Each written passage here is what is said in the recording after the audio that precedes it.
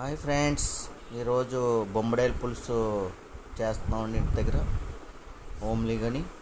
ఇవ్వండి, బొమ్మడాయిలకి ముందుగా అల్లం వెల్లిపాయ పేస్టు, అలాగే బొమ్మడాయిలకేమో ఉప్పు కారం పెట్టుకునండి. అలాగే బొమ్మడాయిలకు సంబంధించిన ఈ బెండకాయలు కూడా వేసుకుంటే చాలా టేస్ట్ ఉంటుందండి. అల్లం వెల్లిపాయ పేస్టు, ఉల్లిపాయలు అన్నీ కలిపి బాగా చూడండి మనం ఎలా వేపుతుందో. మా మా ఆవిడ చూడండి ఎంత బాగా వేపుతుందో. ఇది బాగా ఎర్రగా వచ్చే వరకు కూడా వేపుకోవాలండి. లేదా పచ్చి వాసన ఉంటే అది అంత టేస్ట్ ఉండదండి. వచ్చిన తర్వాత ఈ బొమ్మడాయిలన్నీ కూడా అందులో వేసేసిందండి. వేసేసి మళ్ళీ వీటిని కూడా బాగా మసాలా అంతా కూడా మ్యారినేషన్ అయ్యేలాగా బాగా పైకి కిందకి కలుపుతుందండి. చూడండి, ఈ గోదావరి బొమ్మడాయిలండి ఇవి చాలా టేస్ట్గా కూడా ఉంటాయండి.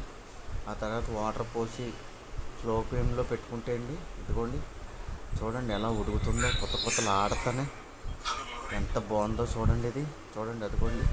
తర్వాత కొత్తిమీర కూడా వేసిందండి. కొత్తిమీర అన్నీ వేసి బాగా స్లో ఫ్లేమ్లో ఉడుకుతూ ఉంటుంటే స్మెల్లే ఉండలేకపోతున్నాం, చాలా టేస్టీ.